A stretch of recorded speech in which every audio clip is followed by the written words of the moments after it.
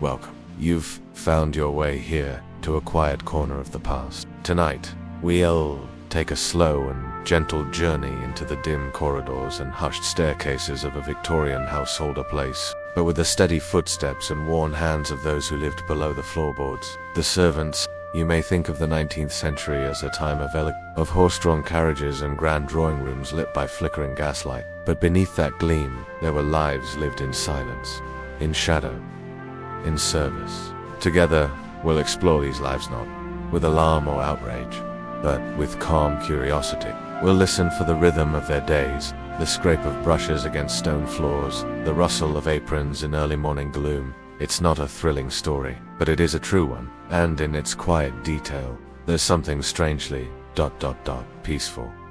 So now, settle in. Let the past unfold like an old diary page, and imagine yourself descending the narrow, creaking back stairs of a great house into the still dark kitchen below.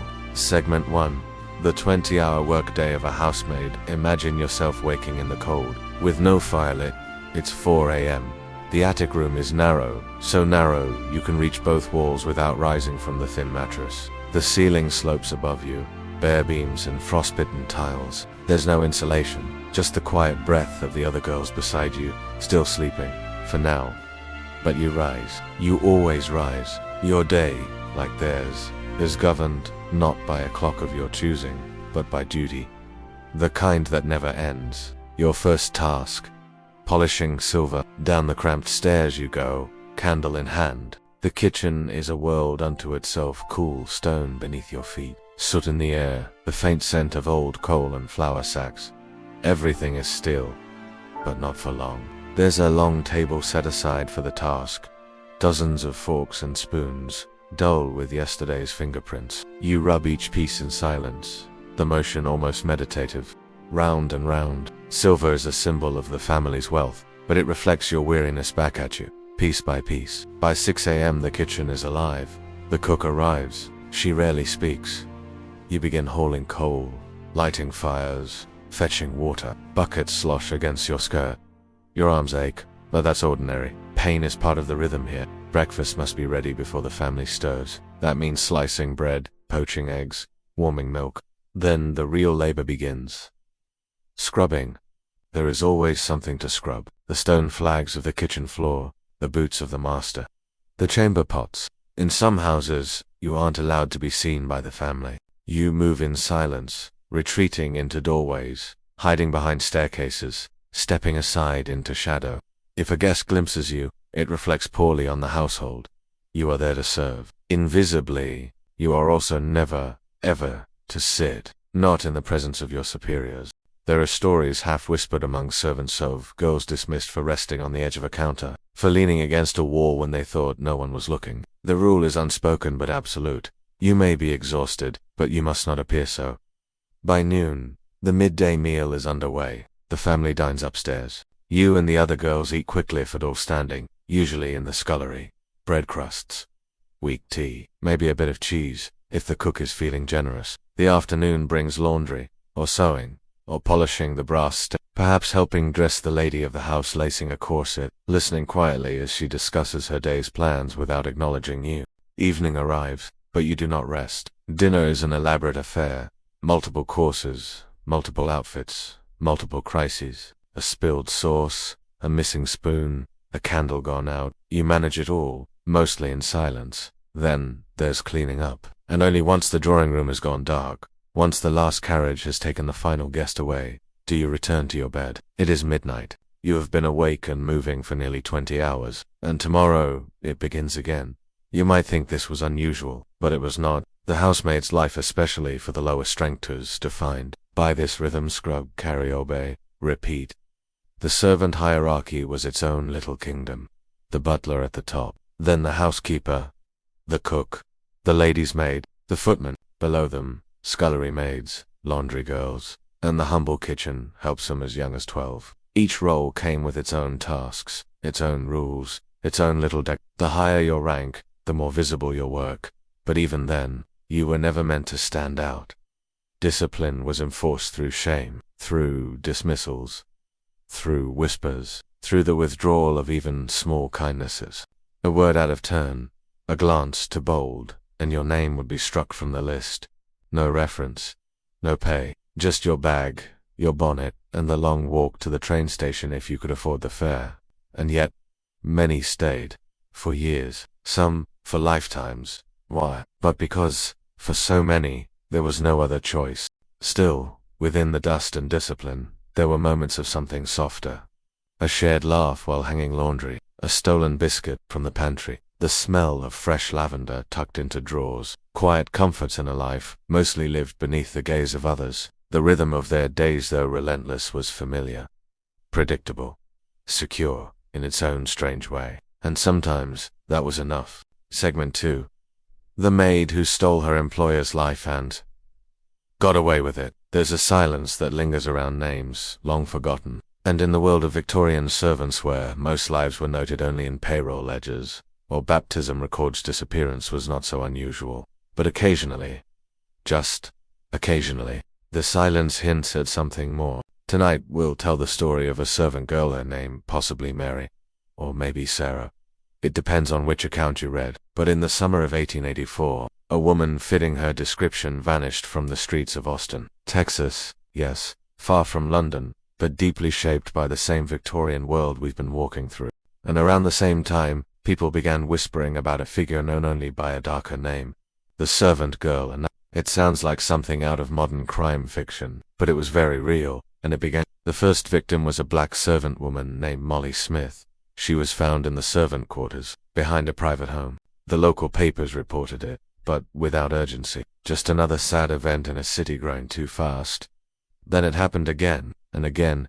Each victim was a woman, each a servant, each found at night, quietly taken, quietly gone. Some historians believe this string of deaths, 8 in total, was the work of a single person, a serial killer, before the term existed. Others think it was a series of unrelated, though tragic, incidents made to look connected by panic and rumor. But among the strangest details was this. Several witnesses, and even police records, noted that in more than one case, a maid was hired just days before the crime. She gave a false name. She asked few questions. She vanished just before dawn. It was long assumed that the killer must be a man, but as the weeks dragged on, some began to wonder, what if it was one of their own? What if it was a maid? Here, the line between history and folklore blurs. In 1885, months before Jack the Ripper terrified London, this unnamed figure stalked Austin's servants' quarters. She or he left no trace. Some said the killer wore a dress. Others said she carried a blade in her stockings. But these details grew over time, fed by fear and sleepless nights. And then, just as suddenly as it began, it stopped. No more attacks. No more whispers. Only this. One of the suspects, a quiet young servant girl with no family name and no permanent address, boarded a train east. Her employer believed she had left to get married, but no record of that marriage exists. No grave, no children, no census, nothing. She vanished into history just as she had moved through her duties, silent, nearly invisible. And so, we are left to wonder, was she a witness, a survivor, a fiction, or was she the one who knew where the locks were weakest, which rooms were left unguarded, which women slept alone? The mystery was never solved. No arrest was made, no trial, no confession, just fading headlines. And the quiet returned to routine, because for those left behind, the work never stopped. Dishes still needed scrubbing. Coal still needed hauling. Life carried on, even in the long, strange shadow of a servant girl no one truly knew. Let the details blur a little now. Let the footsteps fade. We've followed one forgotten girl across oceans of time. In our next segment, we'll turn to others whose voices were not remembered in courtrooms, but in plastered walls and hidden drawers. Segment 3. The Secret Diaries of Victorian Servants. Some lives are written in bold, sweeping ink in books, in newspapers, in biographies and plaques. But others are written quietly, scrawled in pencil on the backs of pantry doors, scratched into the underside of wooden drawers, tucked inside old Bibles or behind cracked hearthstones. In recent years, restorers and archivists working in old manors across Britain have found unexpected treasures, not jewelry or fine silver, but words, small, secret words, diaries, notes, lists, scribbles, written by the servants, It's not what you'd call formal writing. There are no elegant turns of phrase, no grand reflections, just life. One such diary was found behind a fireplace in a Staffordshire estate. It was written by a maid named Eliza, perhaps no more than 16 when she began. She described the cold of the scullery in winter, the way her fingers cracked and bled when drying sheets, the weight of the silence at dinner, where the only sounds came from forks scraping porcelain. She never expected anyone to read it. She wasn't trying to be remembered. She was simply surviving, writing to herself, one sentence at a time. Another record came from a footman named Thomas, whose penciled notes were discovered on the inside of a cupboard. Days worked, meals missed, times he overheard his name whispered upstairs. His final entry was short: left without pay, no boots. Why did they write? Perhaps because the rhythm of their lives left no other space to be heard, because, even if no one saw them, they could still see themselves.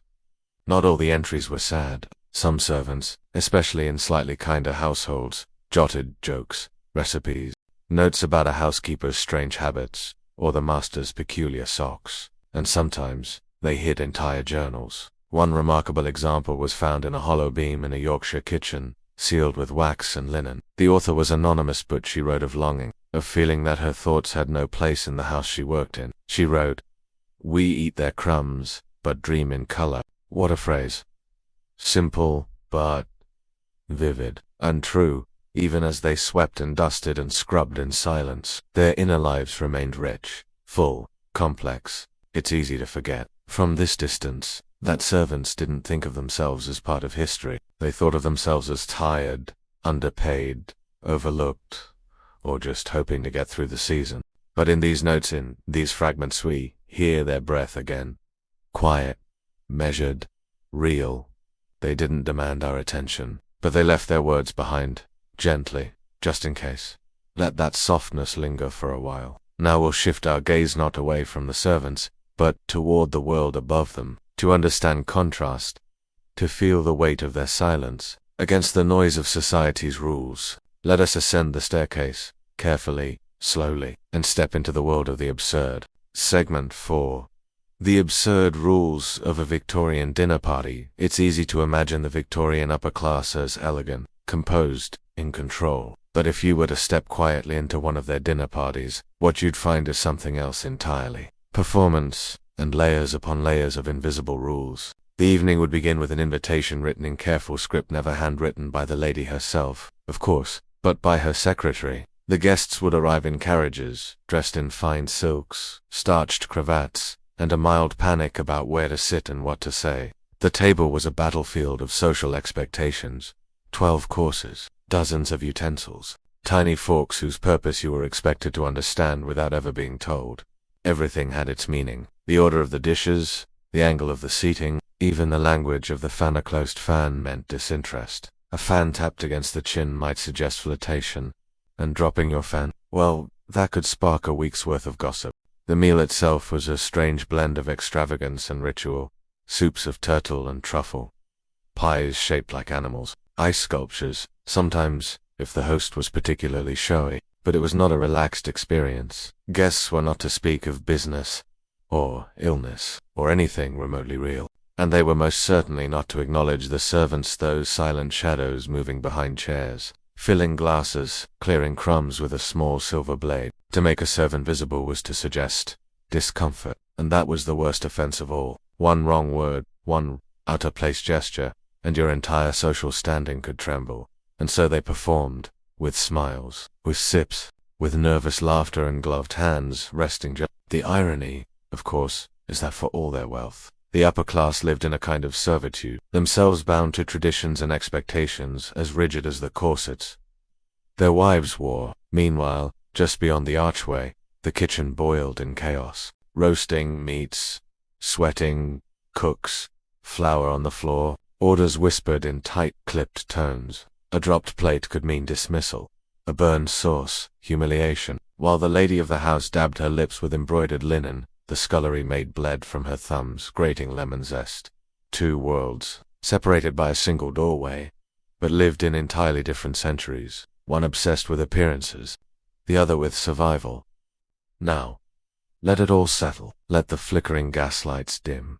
the silver go untouched, the fan fall silently to the carpet, and let us return gently to the present. All that's left now is the closing conclusion beneath the dust and silence, and so we leave the world of the Victorian servant behind, the girl polishing silver by candlelight, the maid whose name may have disappeared or been whispered in fear, the quiet scribbles hidden in wooden drawers, and the elite dining by candlelight, never once glancing behind them. In this house of history, you've wandered through both attic and ballroom. You've stood beside the kitchen fire and drifted past velvet curtains.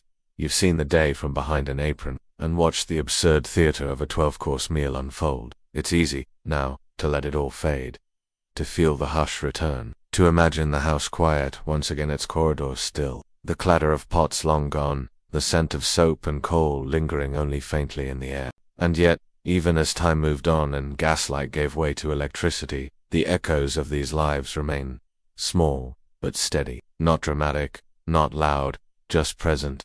They lived in rhythm, in repetition, in roles so fixed they were almost invisible. But they lived, and in remembering them not with outrage, but with calm attention, we let their stories breathe again. Gently, without rush. So now, as you lie back, let your thoughts wander as slowly as a housemaid steps at dawn. Let the dust settle. Let the floorboards creak no more. And let the comfort of your world, the softness of your pillow, the silence of your room wrap around you like the quiet closing of a servant's journal. You are here. The past is behind you. Sleep is near. Good night.